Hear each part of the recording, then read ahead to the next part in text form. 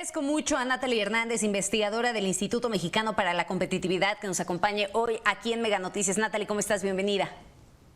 Muy bien, muchas gracias por la invitación.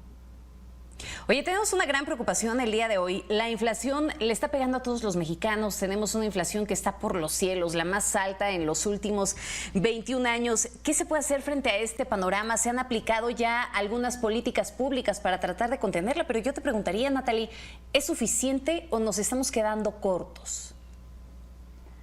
Pues efectivamente, ante un problema tan grave, parecería que no hay soluciones suficientes, pero por fortuna algo se está haciendo al respecto. Solo por poner un poquito de contexto, ya veíamos que en abril la tasa de inflación fue de 7.68% y como bien mencionas, es el nivel de inflación más alto en 20 años, poco más de 20 años, 21. No se había visto un nivel de inflación tan elevado desde enero del 2001. Entonces, a estas alturas, pues ya vemos que es evidente que este problema de presiones inflacionarias pues no parece que vaya a pasar pronto, ¿no? Llevamos ya desde finales del año pasado observando este problema en el caso de nuestro país. Y otro aspecto también que se vuelve evidente cuando revisamos los datos sobre inflación es que no afecta el poder adquisitivo de todos los hogares, de todos los consumidores de la misma manera. Hace unos días publicamos en el INCO un estudio que, si me lo permites, quiero invitar a tu auditorio que lo consulten, en el que analizamos las presiones inflacionarias y el aumento proporcional que van a implicar en el gasto enfrentado por los hogares, pero considerando los diferentes niveles de ingreso que tienen. Y los resultados a los que llegamos pues evidencian el efecto regresivo que tiene la inflación, es decir, que afecta más a aquellos con menores ingresos.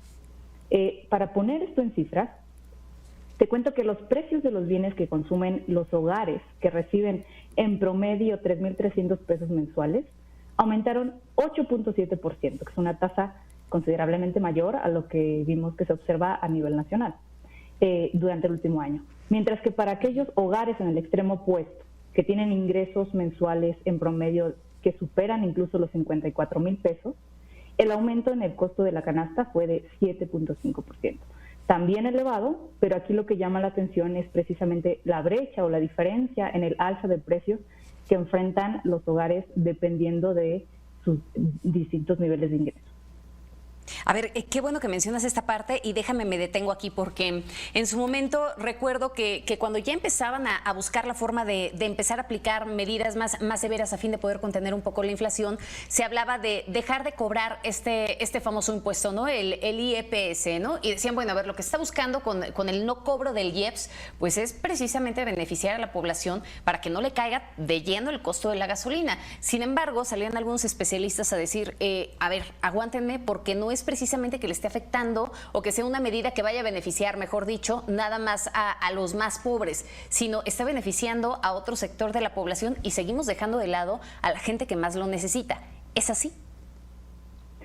Exactamente, o sea, es importante tener presente que si bien este problema inflacionario nos afecta a todos, aquí hay que proteger al sector de la población que es más vulnerable. Ya te comentaba hace un rato que pudimos poner en cifras esta diferencia en el impacto que tiene el alza de precios para aquellos que menos tienen versus los que más tienen. ¿Por qué se da esta diferencia, este aumento de precios con mayor impacto para estas familias? Bueno, debido precisamente a las distintas proporciones de su gasto que destinan a cada rubro de los bienes y servicios que consumimos. Los hogares con recursos escasos, como te comentaba hace un momento, que reciben en promedio alrededor de los 3,000 pesos mensuales, destinan más de la mitad de su ingreso a la compra de alimentos y bebidas. Ahí tenemos carnes, cereales, verduras, lácteos, aceites y grasas, que son precisamente los que han tenido los mayores incrementos de precio durante el último año. En conjunto, el incremento de precios en los alimentos fue de 12% durante el último año, y, por supuesto, este efecto lo resiente más quien destina más proporción de su gasto a la compra de estos bienes, ¿no? En el otro lado, los hogares con mayores ingresos apenas destinan 29% de su gasto en dichos bienes.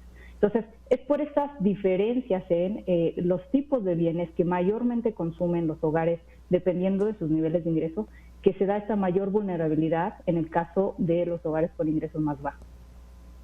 Sí, que es una diferencia abismal, ¿no? Pero no se está haciendo nada entonces para realmente beneficiarlos. En algún momento lo vimos a principios de año, ¿no? Con este incremento de pronto al salario mínimo, que bueno, también vemos que es un sector de la población reducido quien percibe ese salario mínimo, ¿no? Entonces se decía, es que nos está quedando ya muy rebasado. La inflación está ganándole inclusive a este incremento de salarios. ¿Qué se tendría que hacer entonces también para evitar que se vean tan afectados, o mejor dicho, para evitar que los golpee tanto en este sentido a las personas que más lo necesitan en este instante?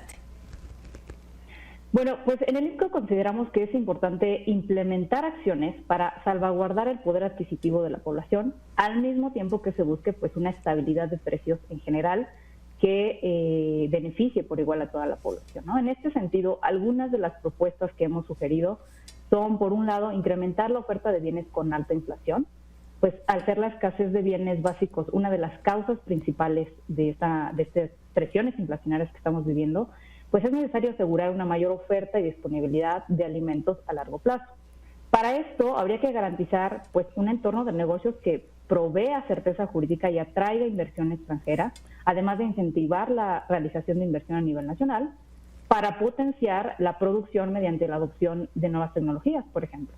Una medida complementaria podría ser la facilitación de la importación para aquellos bienes cuya producción no seamos como país tan competitivos, ¿no? Y así incrementar su disponibilidad de precios, su disponibilidad a precios más bajos. Otra medida importante tiene que ver... Va por buen camino, y permíteme interrumpirte, va por buen camino este plan antiinflacionario que presentó el gobierno federal, pese a que solamente son 24 productos en este momento. ¿Tendría que ser ese el camino? Sí, es una de las medidas sobre las cuales ya se ha concretado cuál es el plan específico. Efectivamente consideramos que va en buena dirección, en el sentido de que está buscando incentivar la disponibilidad de bienes que están escasos y que tienen un alza de precio considerable. Sin embargo, hay un aspecto que llama la atención y que, aprovechando que sale el tema, tenemos que considerar respecto al alcance que puede tener este tipo de medida, ¿no? Para poner un poquito de contexto, el plan, o mejor dicho, el anuncio que se hizo hace unos días, el día lunes, se publica en el Diario Oficial de la Federación el decreto mediante el cual se elimina temporalmente el pago de aranceles de importación a 21 productos que forman parte de la canasta de consumo de los mexicanos y 6 insumos considerados estratégicos, ¿no? En conjunto, estos 27 productos que quedan exentos de arancel representan alrededor del 11% del gasto que hacen los hogares en la compra de bienes y servicios que son considerados para el Índice Nacional de Precios a Consumir. Algunos de los de mayor peso son, por ejemplo, la carne de res, de ave, leche pasteurizada, el huevo, la carne de cerdo. Entonces, en este sentido, al estar incentivando la oferta y la disponibilidad de estos bienes a menor precio, podría decirse que son tipos de medidas que contribuyen a aliviar las presiones inflacionarias para toda la población, particularmente para aquellos más vulnerables, como ya lo veíamos. Sin embargo, hay que tener aquí un aspecto en cuenta, y es que gran parte de los productos que compramos en México desde el exterior provienen de Estados Unidos, que es, como sabemos, nuestro principal socio comercial y ya goza del beneficio en términos de exención de aranceles por participar en el TEMEC. Hay varios de los productos en la lista que contempla este decreto, para los cuales más de la mitad del valor que importamos durante el año pasado provino de Estados Unidos. Por ejemplo, la carne de cerdo, de res, el arroz, la leche, el limón. Incluso hay unos casos en los que prácticamente todo el valor importado proviene de ese país. Entonces, este estímulo que se pretende dar al generalizar el beneficio de quitar el impuesto a la importación de esos productos podría tener en realidad un alcance limitado si consideramos que pues, en gran parte proviene de Estados Unidos y ya tenían este beneficio, ¿no? A pesar de que, pues bueno, algunos de ellos tienen un impuesto importante cuando no se trata del caso de que provengan de Estados Unidos. Natalie, dime una cosa. Se criticó mucho en su momento el hecho de que en medio de la pandemia el gobierno federal no hubiese aplicado medidas contracíclicas a fin de evitar que las familias se vieran tan afectadas, ¿no? Inclusive las pequeñas y medianas empresas. ¿Pudo haber sido diferente nuestra realidad? O sea, podríamos haber llegado a este punto con algún cambio, con una economía no tan afectada, con una inflación no tan elevada? O sea, hablando de que estamos en este contexto, sí, en este contexto de guerra, en este contexto en donde los hidrocarburos están teniendo un incremento considerable, en donde a pesar de todo, pues también la pandemia afectó naturalmente a todos los países del mundo, ¿no? Pero pudimos haber llegado a este punto pues con condiciones distintas. Bueno, es un tanto complicado hacer como proyecciones de lo que hubiera sido. Creo que un punto fundamental es que es cierto que para combatir, para embatir el efecto negativo que estuvo teniendo en su momento la pandemia para los grupos más vulnerables, sí era necesario que el gobierno otorgara facilidades, apoyo para que hubiera menos cierre de empresas, para que se mantuvieran las fuentes de empleo y de ingresos para una gran parte de la población. Ahora bien, este tipo de medidas, por supuesto, pues no hay medidas sin riesgo, no hay medidas sin consecuencias, ¿no? Ya lo vemos para el caso de otros países que, digamos, excedieron, o mejor dicho, el estímulo fiscal que ofrecieron para ciertos sectores de la población, pues provocó que hubiera un incremento de la demanda agregada conforme la economía se fue recuperando, que no se equiparó o no ocurrió al mismo ritmo que la recuperación de la oferta, ¿no? La producción a nivel internacional, las cadenas globales que no tuvieron como una reacción tan rápida de la misma forma que la demanda, y es en parte lo que explica las presiones inflacionarias que tenemos actualmente. Pero efectivamente son medidas que tienen pros, tienen contras, y habría que evaluar en qué medida, hasta qué punto es bueno recurrir a ellas. Y con esto cierro, Natalie, ¿hacia dónde vamos y cuál es el rumbo que estamos tomando? ¿Qué podemos esperar en el tiempo inmediato? No sé qué te gusta, un mes, el primer trimestre que se nos venga en los próximos días. ¿Qué podemos esperar para estos próximos 3 meses? Bueno, pues es muy probable que continuemos viendo estas presiones inflacionarias, porque las causas que tienen no solamente tienen que ver con lo que ocurre en México, sino también a nivel internacional. Y por tanto, son problemas difíciles, no solamente son la medida en que se retome la recuperación económica, también está el conflicto bélico, y entonces hay mucha incertidumbre en torno a cómo se van a desenvolver, en qué tiempo van a terminar este tipo de problemas. Así que lo que podemos esperar es que sigan habiendo presiones inflacionarias, y bueno, con suerte este tipo de medidas que se vayan aplicando, ojalá puedan surtir algún efecto para pues aliviar o poder al menos ver una contención o una moderación en el alza de precios, que seguramente seguiremos viendo por varios meses más.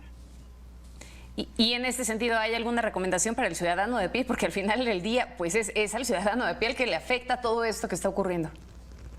Claramente, por supuesto, hay que ser responsables con nuestras finanzas, hay que en estos momentos priorizar, solamente hacer gastos necesarios, y evitar por ahora tener como algún tipo de gasto adicional que pueda estar tomando gran parte de los ingresos, considerando que los bienes básicos pues vamos a seguir viendo alzas importantes en sus precios. Natalie, muchísimas gracias por estos minutos con Mega Noticias. Al contrario, gracias a ustedes, un gusto.